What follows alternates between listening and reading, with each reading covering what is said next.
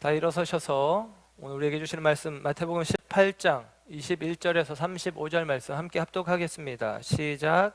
그때에 베드로가 나와 이르되 주여, 형제가 내게 죄를 범하면 몇 번이나 용서하여 주리이까?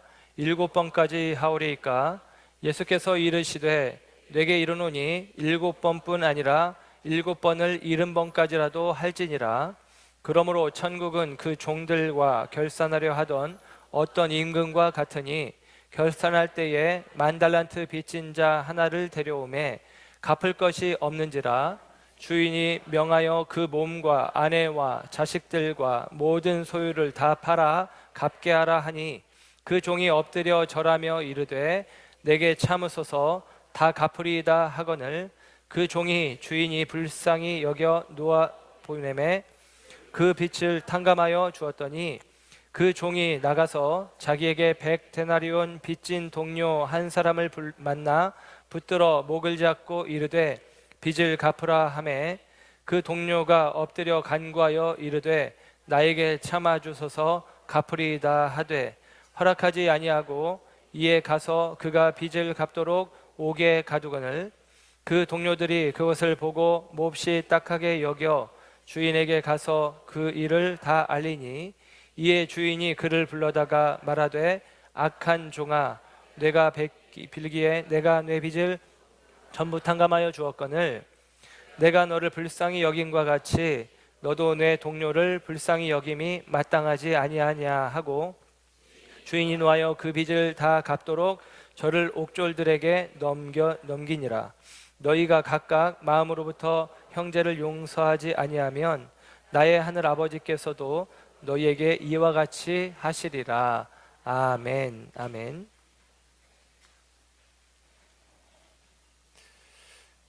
할렐루야. 오늘 이 시간에도 하나님의 사랑하심과 은혜가 저와 여러분 가운데 함께하는 줄 믿습니다. 마태복음 45번째 시간 용서함으로 얻는 자유라는 제목으로 말씀을 전합니다. 오늘 말씀은 10,000달란트 탕감받은 자의 비유라는 내용으로 우리가 익히 잘 알고 있는 내용입니다. 이 비유의 말씀을 예수님이 하신 것은 베드로가 예수님께 질문을 하는 것으로부터 시작이 되어집니다. 그 베드로의 질문은 형제가 내게 죄를 범하면 몇 번을 용서해야 됩니까? 7번이면 되겠습니까? 라는 질문으로부터 시작되어지는 것이죠. 이 질문 앞에 오늘 본문은 21절에 그때에 라는 말로 시작이 되어져요. 그때는 예수님께서 그 앞전에 말씀하신 때, 예수님의 말씀을 듣고 베드로가 예수님께 질문하는 내용입니다. 지난주에 말씀드렸듯이 지금 마태복음 18장은 마태복음에 나오는 5개의 강화, 5대 강화, 곧 예수님의 설교를 중심으로 기둥이 서고 그 앞뒤로 사건들이 기록되어지는 구조를 가지고 있습니다.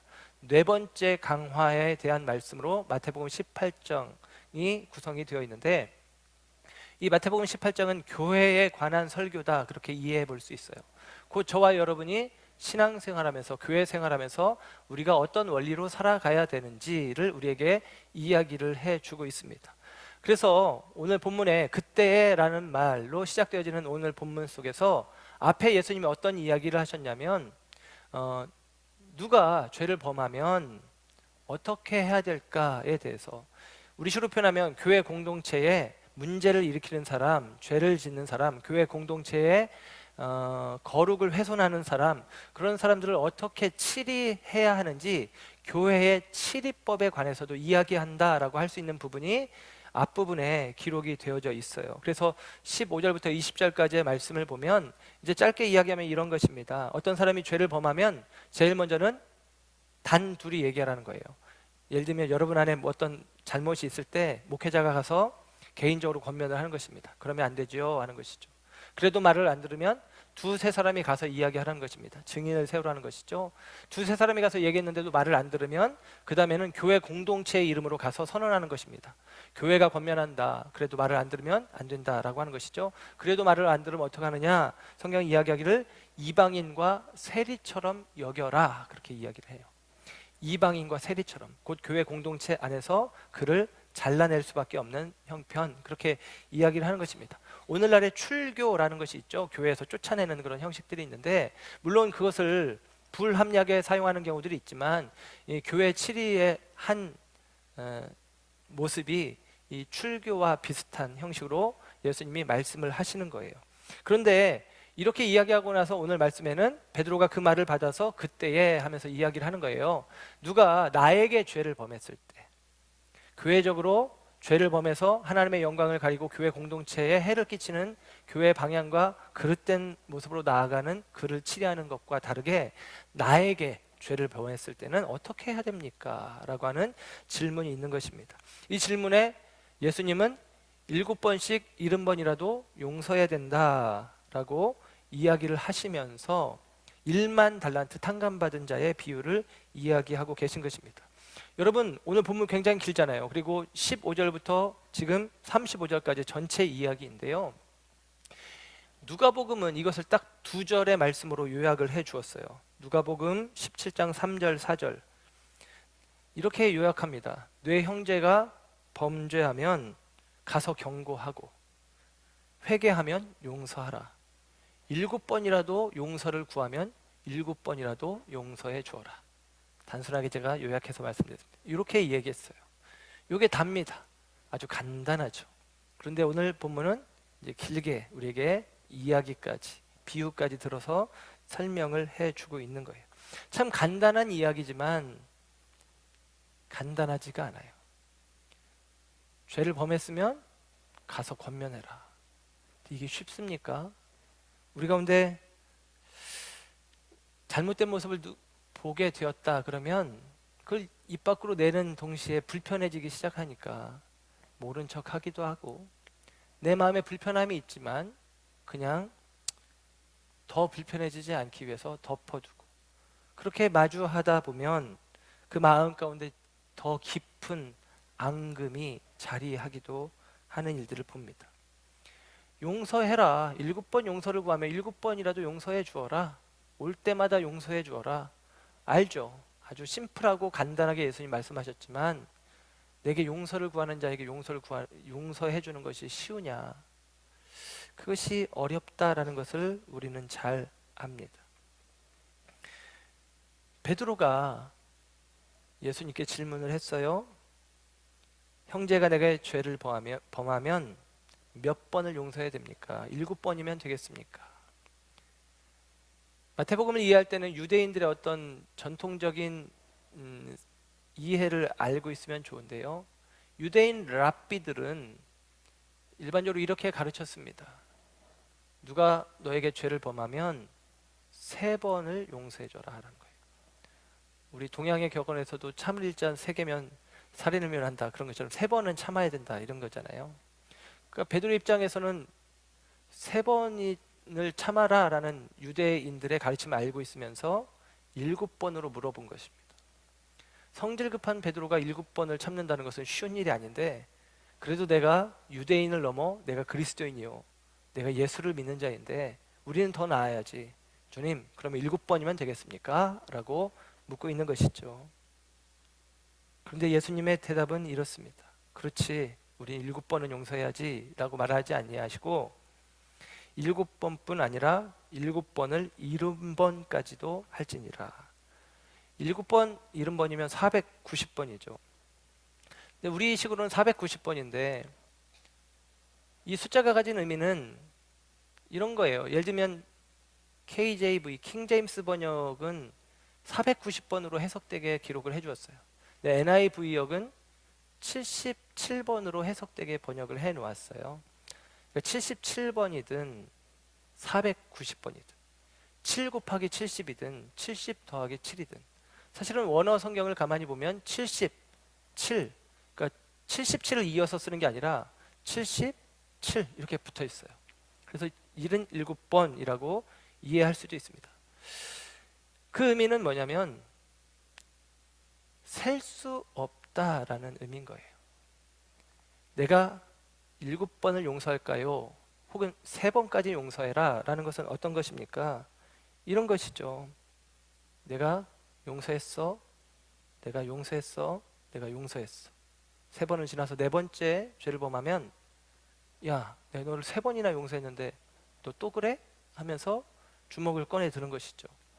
근데 그게 바로 카운터블, 셀 수 있는 용서인 것입니다. 7번도 그 개념 속에 포함시켜요. 바울 입장에서는 완전수, 내가 7번까지 참으면 완전하다라고 생각할지 모르겠지만 예수님께서는 77, 490번 혹은 77번을 이야기하며 이 숫자 역시도 셀 수 있죠. 그러나 이 의미는 uncountable, 셀 수 없다는 것입니다. 셀 수 없이 우리는 용서해야 하고 용서받고 있다라는 사실을 이야기하고 있는 거예요. 창세기 4장에 보면 창세기 4장 23절 24절에 라멕이라는 사람이 등장하는데 이 라멕은 아담이 낳은 가인과 아벨, 가인이 아벨 동생을 죽였죠. 가인이 동생을 죽이고 나서 두려워합니다. 사람들이 나를 죽일까. 그래서 하나님이 가인에게 표를 주며 가인을 죽이는 자는 7배로 내가 벌을 주겠다라고 이야기를 하세요. 그런데 그 가인의 자손의 이야기가 쭉 나오는데 가인의 자손 이야기의 맨 마지막에 라멕이 등장하는데 이 라멕이 여러 아내를 거느리고 있는데 자기 아내들에게 이런 이야기를 합니다. 라멕이 이런 이야기를 해요.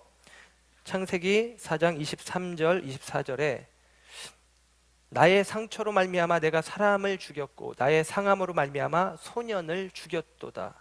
가인을 위하여는 벌이 7배일진데 라멕을 위하여는 벌이 77배 이르로다 하였더라. 그럽니다. 여기서 77배라는 말이 구약 성경 히브리어의 헬라어 번역본인 70인역 성경에는 우리가 지금 마태복음에서 보고 있는 예수님이 말씀하신 7번씩 70번이라도 용서라 라고 하는 표현과 똑같은 단어 헵타메콘타키스 헵타라고 해서 77 이렇게 나와요. 그래서 구약 성경 77번으로 해석을 해 주었어요. 그렇게 초대교회는 해석을 해 주었습니다.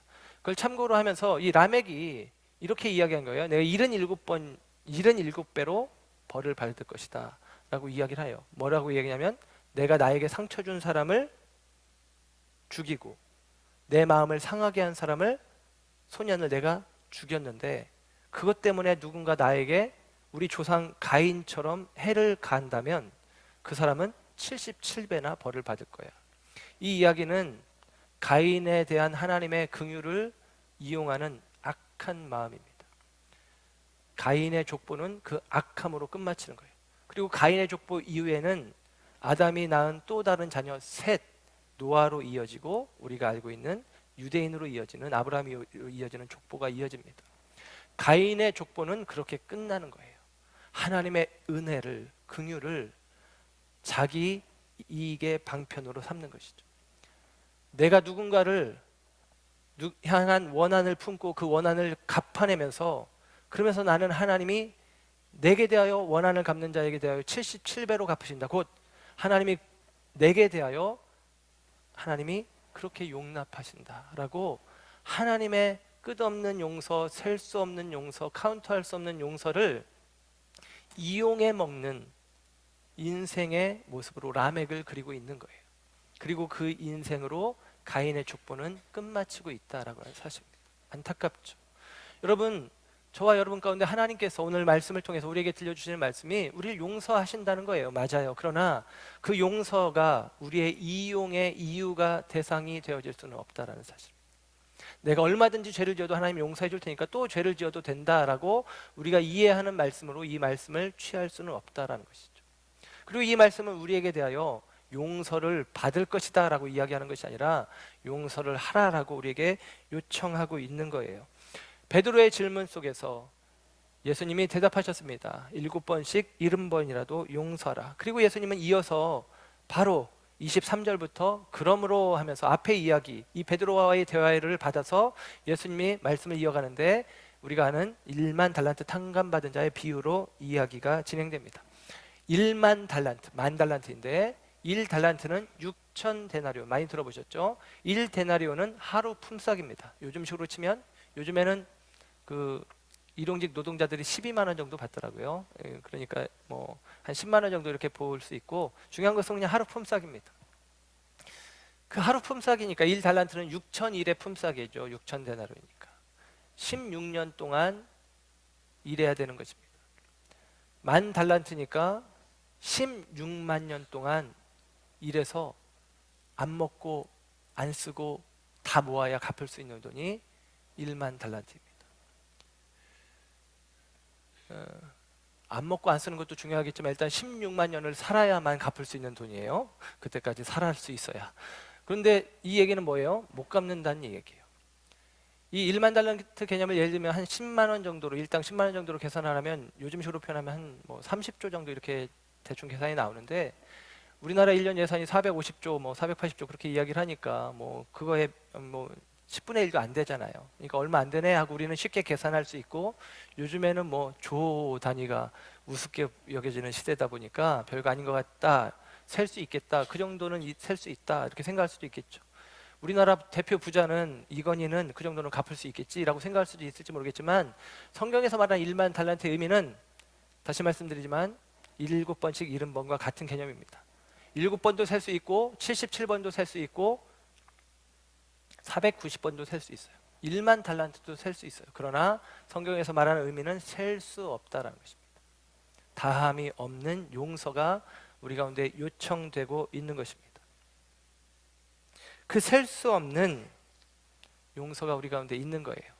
그리고 이 1만 달란트 비유는 이런 것이죠. 그 내용을 간략하게 말씀드리면, 어떤 한 신하가 왕에게 빚을 졌는데 1만 달란트를 빚져서 갚아라 이놈, 그랬더니 못 갚는다는 거예요.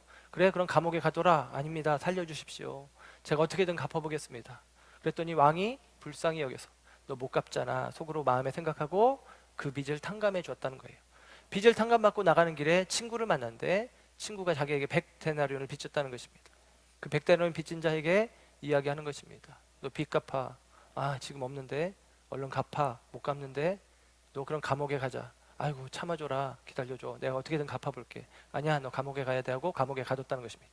그 이야기를 듣고 왕이 이런 괘씸한 놈하고 다시 그 놈을 옥에 가두어라. 이것이 비유의 내용입니다. 이 비유를 하시고 나서 맨 마지막에 오늘 본문 35절에 보면 예수님께서 이렇게 말씀을 하세요. 35절에 너희가 각각 마음으로부터 형제를 용서하지 아니하면 마음으로부터 용서해야 된다라고 이야기를 합니다. 그렇지 않으면 너희 하늘 아버지께서도 너희에게 이와 같이 하시리라. 너희가 형제를 용서하지 않아? 그러면 하나님도 너희를 용서하지 않아. 그 이야기입니다.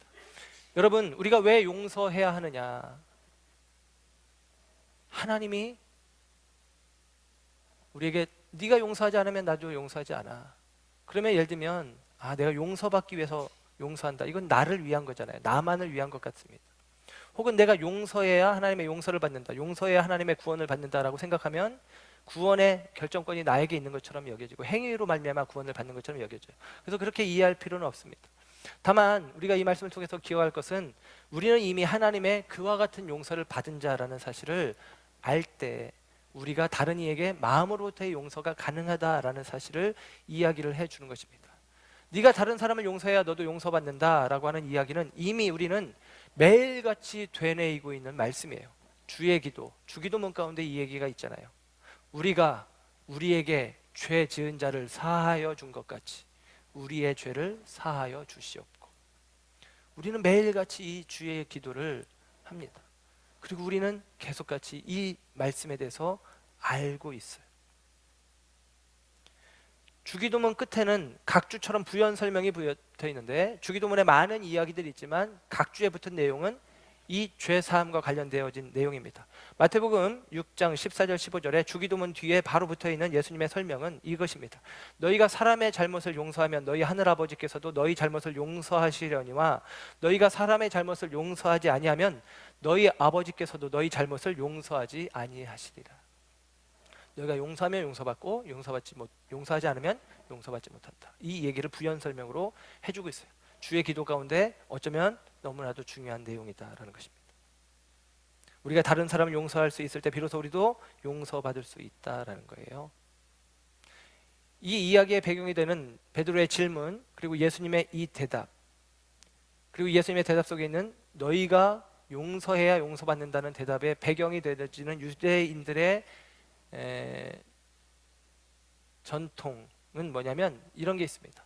유대인들의 달력으로 7월 10일이 욤 키푸르라고 하는 대속죄일이에요. 대속죄일을 앞에 두고 40일간, 그 전달 1일부터 10일까지 40일간의 기간 동안에 유대인들에게는 이런 관습이 있습니다. 서로에게 용서를 구하는 시간이 있어요. 40일 동안 용서를 구하는 시간. 그러니까 이 욤키푸르 대속죄일 앞에 사람들이 예를 들면 누가 나에게 찾아와서 내가 그때 이런 잘못했는데 용서해 주세요 그러면 그들에게는 그렇게 해야 되는 거예요. 웃으면서 예 용서해 줄게요 이렇게 반응해 주라는 것입니다. 그런데 재밌는 것은 이 40일 기간 중에 30일은 사람에게 용서를 구하는 기간이고 뒤에 있는 10일은 하나님께 용서를 구하는 기간입니다. 그러니까 사람에게 먼저 용서를 구하고 하나님께 용서를 구하는 거예요. 바꿔 말하면 사람을 우리가 먼저 용서해 주고 하나님께 용서를 구하는 것이 가능해진다라고 하는 의미까지 담아내고 있습니다. 그래서 우리가 하나님 앞에 용서받은 자로 대속죄, 하나님의 용서의 선언이 선포되는 절기로 그들은 가장 큰 축제로 그 욤키푸르를 지키고 있다라는 것이죠. 그런데 절기가 그런 거예요. 그때는 다 유대인들이 형식적으로 그렇게 해야 되는 거예요. 그래서 그럴 수 있다라는 것입니다. 그런데 그렇게 되면 어떻게 되느냐? 우리가 예를 들면 명절에 가족들이 함께 우애하고 기뻐하며 사랑하며 만나는 시간, 하지만 며느리들은 명절이 싫잖아요. 예, 가서 겉으로는 안녕하셨어요, 평안하셨어요 하지만 괴롭고 힘들잖아요. 그런 것처럼 욤키푸르를 앞두고 용서를 구하는 자에게 용서하겠어 하고 웃는 얼굴로 내가 반응할 수는 있지만 마음 깊이 용서하는 것은 쉽지가 않은 것입니다. 근데 이게 우리들의 모습이에요. 용서하라니까 용서를 선언하기도 하고 말하기도 하지만 마음 깊은 곳에서부터 진짜 용서가 되느냐? 그렇지 않은 일들이 많다라는 것입니다. 근데 예수님은 이 이야기를 다 하시고 결론으로 35절에 너희가 형제를 마음으로부터, 옛날 성경에는 중심으로부터 용서하지 않으면 용서받지 못한다라고 이야기를 하는 것입니다. 형식적인 용서는 용서가 아닌 것이죠. 여러분, 우리가 용서가 어려워요. 특별히 용서를 우리가 하기 힘든 이유 중에 하나는 이런 이유가 있습니다. 그는 용서받으면 안 될 것 같은 사람이라는 생각이 드는 경우들이 있어요. 제프리 다머라고 하는 사람은 17명을 죽이고 죽이기 전에 강간을 하고 그리고 그 죽인 시체를 냉장고에 넣어놓고 시시때때로 그것을 꺼내서 인육을 먹은 사람입니다. 그 살인마가 용서받을 수 있겠습니까? 우리나라로 치면 뭐 예를 들면 요즘에 고유정, 뭐 이춘재, 화성연쇄살인범 용서가 되겠습니까? 그 사람이 용서받는다는 게 용납이 되십니까? 제프리 다머는 감옥에서 예수님을 영접했답니다. 우리가 알고 있는 기독교의 지식으로는 그러면 구원을 받는 것입니다.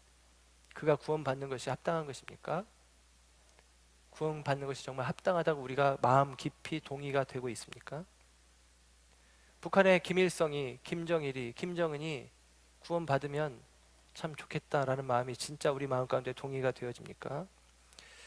600만을 학살한 히틀러가 용서를 받아야 될 사람이라면 우리가 그 말에 동의할 수 있습니까? 나라를 팔아먹은 매국노 이완용이 용서받아야 될 사람이라고 이야기하면 우리가 그것에 대해서 동의하기가 쉽습니까? 어렵죠. 저도 어렵습니다. 그래서 우리는 용서받지 못할 사람이 있는 것 같아요. 적어도 그 사람은 용서해주면 안 될 것 같은 사람들이 있다라는 사실입니다. 그런데 왜 우리가 그렇게 생각하느냐? 자기 자신이 용서받아야 할 대상이라는 사실을 모르기 때문입니다. 내가 용서받아야 될 사람이라고 하는 사실을 우리가 모르면 마치 또 사람들은 마태복음에 있는 이 예수님의 비유의 이야기 속에 나는 돈을 빌려준 사람이라고 생각을 하고 있는 것이죠. 내가 돈을 빌린 사람이고 내가 돈을 그 빚을 탕감받지 않으면 설 수 없는 사람이라고 여기지 않고 나는 마치도 돈을 빌려준 사람, 나는 용서할 자격은 있지만 용서받아야 될 이유는 없는 사람인처럼 생각하고 있기 때문입니다. 오늘 베드로의 질문을 그래서 우리는 뒤집어서 이렇게 질문을 해보면 좋겠습니다. 베드로가 이런 질문을 했잖아요. 그 사람을 몇 번까지 용서해 줄까요? 라는 질문을 똑같은 질문인데 이렇게 뒤집어 보는 것입니다. 주님, 나는 몇 번이나 용서받을 수 있을까요? 그에게 7번을 용서하는 것은 많이 해주는 것 같지만 나에게 용서받을 기회를 7번으로 제한하면 여러분 두려워집니다. 그리고 절망하게 되어집니다. 우리는 7번의 용서만으로 설 수 있는 사람들이 아닙니다. 그래서 우리에게 777번 혹은 490번이 아니라 우리는 셀 수 없는 용서가 우리 가운데 있어야만 하다라는 사실이죠.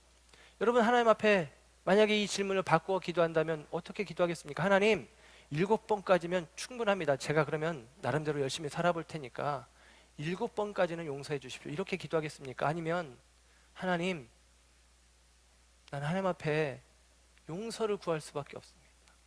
그 다함이 없는 용서가, 그 셀 수 없는 용서가 내게 있었으면 좋겠습니다 라고 기도하겠습니까? 여러분, 너무나 당연한 거 아니에요? 그렇게 우리가 생각해 보는 것입니다. 그렇게 따지고 보면 용서받지 못할 사람이 있느냐? 그렇지 않다라는 것이죠. 저와 여러분이 그렇게 기도하기도 해야 되겠지만 우리는 이미 그와 같은 용서를 받은 사람이라는 것입니다. 예수님의 비유 속에서는 1만 달란트 탕감받은 자가 바로 너다라고 우리에게 이야기해 주고 있는 것입니다. 사랑하는 여러분, 저와 여러분이 왜 용서해야 하느냐? 우리가 용서받은 자이기 때문입니다. 셀 수 없는, 다함이 없는 용서가 저와 여러분 가운데 있기 때문입니다. 그 용서가 저와 여러분에게 허락된 은혜입니다. 그리고 또 우리가 용서해야 될 이유를 두 번째로 이야기한다면 용서를 통해서 우리는 비로소 자유를 얻게 되어지기 때문입니다. 오늘 말씀의 제목이죠. 용서함으로 얻는 자유. 용서할 때 우리는 자유해지는 거예요. 용서하지 못하는 마음은 그 마음에 원한을 품고 있는 마음이죠. 원한을 품었다. 용서가 안 되는 것이죠. 그 사람만 생각하면 원수, 그런 마음이 드는 것입니다. 용서하지 못하는 마음이 우리 가운데 있는 경우들이 있다는 것이죠. 이 원한이라는 말이 영어 말로는 resentment라는 말이 쓰여집니다. 이 말이 문자적으로 해석하면 다시 느낀다, 그런 거예요. 다시 느낀다. 그 감정이, 그 상한 마음이, 그 괘씸한 마음이, 그 불편한 마음이 다시 내게 느낌으로 재생되어지는 것입니다. 이것이 끊임없이 내게 재생되어질 때 원한이라고, 리젠트먼트라고 이야기를 하는 것입니다. 우리 스스로가 그런 일들을 하는 일들이 많아요. 상처가 아물지 못하게 과거에 매달려서 끊임없이 딱지가 않기 무섭게 그 딱지를 떼어내며 다시 피가 나게 하고 다시 피가 나게 하는 그런 일들을 우리가 벌이고 있습니다.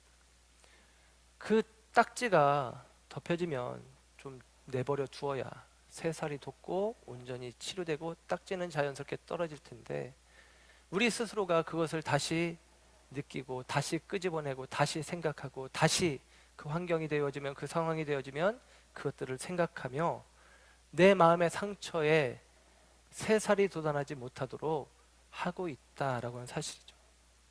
장난스럽게 말씀드린다면 용서는 저와 여러분의 마음의 상처에 새살이 돋게 하는 마데카솔 같은 것이라고 할 수 있겠습니다. 그게 우리 가운데 필요해요. 그게 우리 가운데 있어야 된다라고 하는 사실입니다. 노벨문학상을 수상한 가브리엘 마르케즈가 콜레라 시대의 사랑에서 비누 한 장 때문에 부부 사이가 완전히 붕괴되어지는 모습을 그리고 있습니다. 욕실에 수건이나 비누 등등을 비치하는 것은 아내의 일이었습니다. 생활을 감당하는 아내의 일. 그런데 아내가 깜빡하고 욕실에 비누를 놓지 않았어요. 남편이 조금 과장되게 이렇게 이야기를 합니다. 여보, 내가 비누가 없이 목욕한 지 벌써 일주일이나 되었어. 무슨 소리? 그저께까지도 내가 비누를 썼는데 하면서 그 작은 일 때문에 다툼이 벌어지기 시작했습니다. 이후로 소설 안에서는 이렇게 표현합니다. 7개월 동안 그들은 서로 각자 방을 쓰고 함께 식사하지 않고 대화하지 않았다는 것입니다. 왜? 비누 하나 때문에. 마르케즈는 이렇게 끝에 기록합니다. 나이 들어 잠잠해진 뒤로도 이들은 그때 일을 다시 입 밖에 나올까봐 전전긍긍했다. 아물지 않은 상처에서 마치 어제 다친 것처럼 피가 흐를 것을 알았던 것이다. 그럽니다. 여러분, 우리 가운데 그런 일들이 있어요. 그 얘기 꺼내면 불편해지고 힘들어지니까 잠잠하게. 그러나 그 마음 가운데는 잊어지지 않고 계속같이 그 일들 때문에 불편한 마음으로 상대를 대하는 경우들이 있다라는 것입니다. 그런데 여러분, 그것은 아물지 않은 상처를 다시 피으르게 하는 일과 같다. 그럴 필요가 있느냐? 그냥 미안해, 용서해 줘. 그래, 괜찮아. 뭐 별것도 아닌데. 이렇게 서로 한마디 했으면 끝날 일인데 그것이 깊은 상처로 남아있는 경우. 오늘날에도 유대인들 가운데는 랍비, 우리식으로 치면 목사님 같은 분들이 있어요. 오늘 이 시대에 랍비를 찾은 한 유대 교인이 랍비 헤롤드 쿠시너에게 이렇게 이야기를 합니다. 남편과 이혼하고 세 딸을 키우면서 어렵게 살아가는 이 여인이 탄식하면서 랍비에게 이렇게 이야기를 했습니다. 남편이 우리를 버린 후에 매달 돈 문제로 생활고에 시달리고 있습니다. 남편은 재혼을 해서 다른 곳에 가서 잘 살고 있는 것 같은데 나는 아이들을 위해서 영화관에 보내줄 용돈도 주지를 못합니다. 그런데도 제가 내 남편을, 전 남편을 용서해 주어야 합니까? 내가 그를 용서할 수 있겠습니까? 라고 물었습니다. 그때 랍비가, 쿠시너가 이렇게 대답을 합니다. 계속 당신의 머릿속에 남아 있으면서 당신을 더 괴롭히고 분노하는 사람으로 만들 만한 자격이 그에게 없습니다. 그놈은 당신의 마음속에 여전히 남아서 당신의 마음을 힘들게 할 자격이 없는 사람이야. 그러니까 잊어 라고 이야기합니다. 그에게 어떤 자격이 있어서 내 마음에 남아서 나를 더 괴롭게 하고 나를 더 분노하게 하느냐? 그럴 필요가 없다라는 것이죠. 시몬 비젠탈은 이렇게 이야기합니다. 용서란 슬픔을 벗어 던지는 것인 동시에 더 중요하게는 희생자로서의 역할을 벗어 던지는 것이다. 용서할 때 우리는 더 이상 희생자의 자리에 머물지 않아도 된다라고 이야기를 합니다. 이 용서라는 말이 헬라어 원어, 오늘 성경에는 아피에미라고 하는 단어로 쓰여져요. 이 아피에미라는 말은 멋멋을 풀어준다, 멀리 놓아준다, 자유케 한다, 그런 의미들을 가지고 있습니다. 이 아피에미가 용서라는 말인데 예수님의 비유 속에서는 탕감이라는 단어가, 같은 단어가 쓰여져요. 빚을 탕감해 주는 것을 아피에미, 용서라는 단어로 쓰는 것입니다. 같은 단어, 탕감해 주었다, 용서해 주었다, 같은 단어로 쓰여지고 있는 거예요. 그래서 이 비유와 베드로의 질문을 그리고 예수님의 대답을 연결해서 생각하면 이런 이야기가 나옵니다. 예수님, 7번 용서할까요? 아니, 490번이라도 용서해라. 아니, 끊임없이 용서해라. 예수님 말씀하셔요. 그 질문 앞에 베드로가 이렇게 얘기했어요. 형제가 내게 죄를 범하면. 그랬더니 예수님이 그러면 끊임없이 용서할 수 있어야 된다. 형제가 내게 490번을 죄를 지어도 그는 너의 형제다. 그 얘기예요. 그런데 예수님이 1만 달란트 탕감받았던 이 사람에 대해서 그가 100데나리온 빚진 자를 용서하지 않았을 때 어떻게 반응하느냐? 그 악한 자를 다시 감옥에 가져와라라는 것입니다. 490번 내게 죄를 범하는 자는 여전히 예수님 편에서 볼 땐 형제이지만 한 번 그를 용서하지 않는 자는 예수님 편에서 볼 때의 악한 자라는 것입니다. 저와 여러분은 용서할 수밖에 없는 하나님의 말씀 앞에 서 있는 것입니다. 천국은 용서받은 죄인들이 모이는 곳이에요. 천국에 의인들이 가는 것입니까? 천국에 자격이 있어서 가는 것입니까? 아니죠. 용서받은 죄인들이 가는 것입니다. 교회에 대해서도 많이들 오해합니다. 교회에서 왜 그런 일들이 있냐? 교회에서 왜 이렇게 나쁜 일들이 있냐? 왜 그렇겠습니까? 다 죄인들이 모여 있으니까 그렇죠. 다 죄인들이 모여 있는 곳이 교회입니다. 그래서 이 안에 다툼이 있고 삐짐이 있고 상함이 있고 불편함이 있습니다. 그러나 우리는 용서받은 죄인이라고 하는 인식을 가지고 있는 것이죠. 저와 여러분이 천국을 누리고 싶다면 우리 교회 공동체가 작은 천국 공동체로 세워지길 원한다면 우리 안에 1만 달란트 빚진 자를 용서하는 일들이 있어야 합니다. 그들의 빚을 탕감해주고 용서해주는 일들이 있어야 용서받은 죄인들이 모이는 곳이요 작은 천국이 되어진다라는 것이죠. 용서가 우리 안에서 사라지면 콜레라 시대의 사랑의 이야기처럼 둘이 같이 7개월이 지나서 밥도 먹고 그리고 이야기도 하겠지만 여전히 그 일 때문에 전전긍긍하며 불편하고 힘들게 지옥을 살아갈 수밖에 없는 것입니다. 예수님은 너희가 용서받은 대로 용서하라라고 이야기를 하는 거예요. 너희가 용서해야 용서받는다, 그 이야기입니다. 예수님 말씀하신 산상순간에 팔복의 말씀에 이런 말씀이 있어요. 마태복음 5장 7절, 긍휼히 여기는 자는 복이 있나니 그들이 긍휼히 여김을 받을 것이니라. 긍휼히 여기는 자가 복이 있다.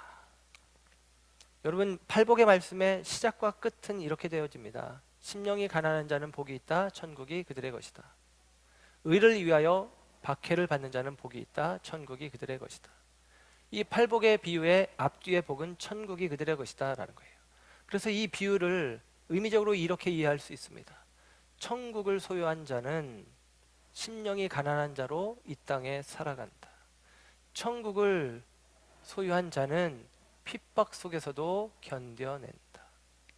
그 원리로 긍휼에 대해서 이야기하면 천국의 마음을 가진 자는 다른 사람을 긍휼히 대하는 자다, 용서하는 자다라고 이야기를 하는 것입니다.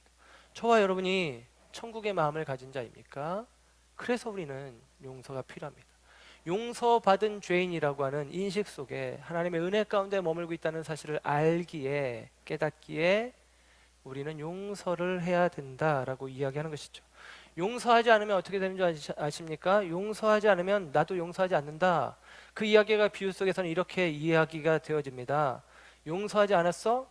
내가 1만 달란트를 탕감해 줬는데 용서하지 않았어. 100데나리온을 받겠다고 자기 친구를 옥에 가두어 그놈을 다시 잡아와라. 그놈을 옥에 가두어라 라는 것입니다. 여러분 보세요. 1만 달란트를 탕감받았을 때 얼마나 기뻤을까요? 내가 갚을 수 없는 돈인데. 그런데 그가 친구를 용서하지 않고 탕감하지 않은 이유로 다시 감옥에 갇힌 것입니다.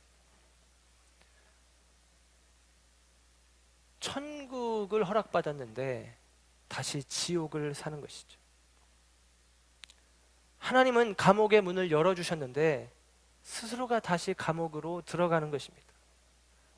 하나님은 우리를 자유케 하셨는데 우리는 스스로를, 그 자유를 스스로 없이 하는 일들이 우리 가운데 있다라는 것입니다. 여러분, 예수님은 참으로 자유하신 분이었습니다. 왜냐하면 예수님은 모든 인류를 용서하셨기 때문입니다. 그리고 예수님은 하나님처럼 그 일들을 기억지 아니하십니다. 시편 103편 12절에 이렇게 이야기합니다. 동이 서에서 먼 것 같이 우리의 죄가를 우리에게서 멀리 옮기셨으며, 그럽니다. 그분은 우리를 기억해 주시지만 우리의 죄를 기억하지 아니하십니다.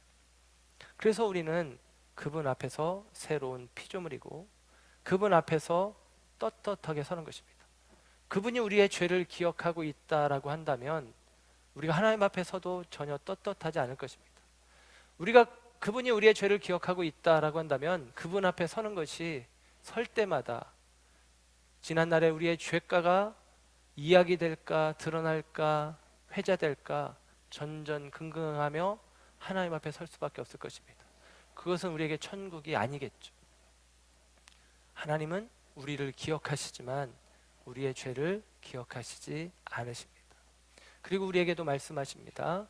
셀 수 없는 77의 용서가 우리 가운데 있다라는 것이죠. 그리고 너희도 1만 달란트 탕감받은 자임을 기억하라라는 것입니다. 그리고 우리에게 이 용서를 요청하십니다. 마태복음 18장은 교회 공동체에게 주는 말씀이라고 했습니다. 교회 공동체 안에 이 용서의 일들이 있어지기를 축복합니다. 우리 안에 용서가 없이, 우리 안에 용납이 없이 우리가 세상을 사랑한다는 것은 불가능합니다. 어떻게 세상을 사랑하고 용납할 수 있겠습니까? 그러나 우리 안에 이 용서와 용납들이 훈련되어질 때 우리는 세상으로 나가 세상을 사랑할 수 있을 것입니다.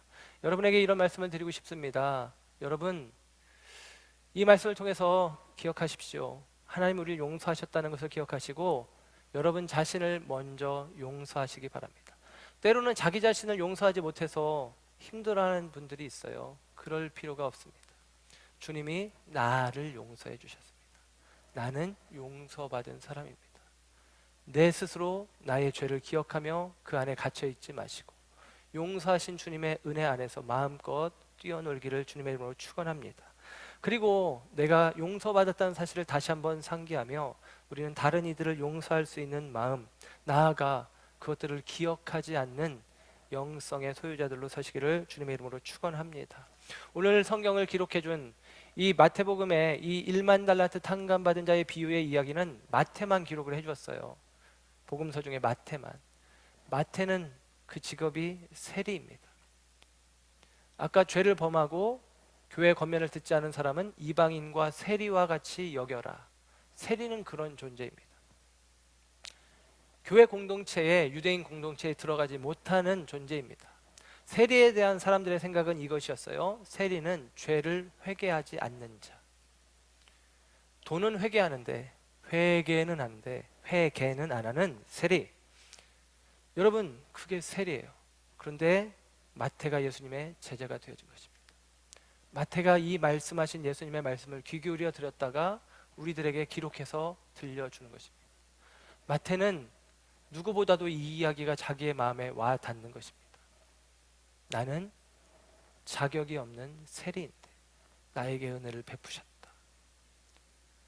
하나님이 내게 주신 은혜는, 세리인 나를 택하신 주님의 은혜는 1만 달란트 탕감받은 것과 같다.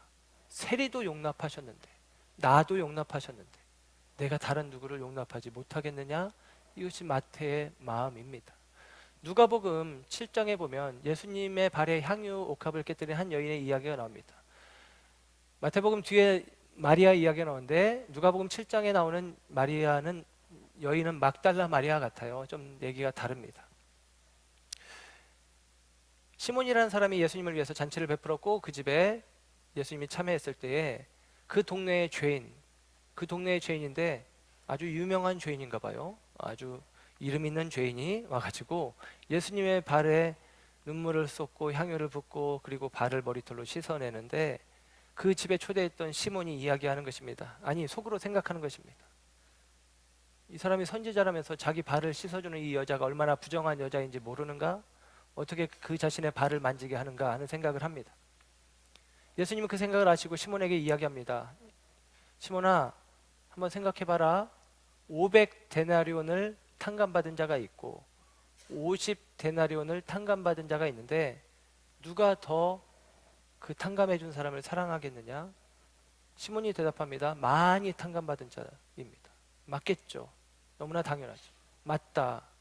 이 여자가 나를 더 많이 사랑한다.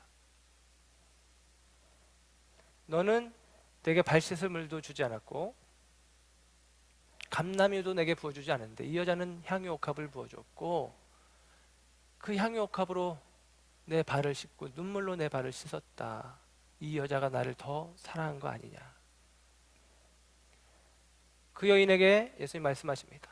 여자야, 네 죄 사함을 받았다. 너는 이제 죄에서 놓였다.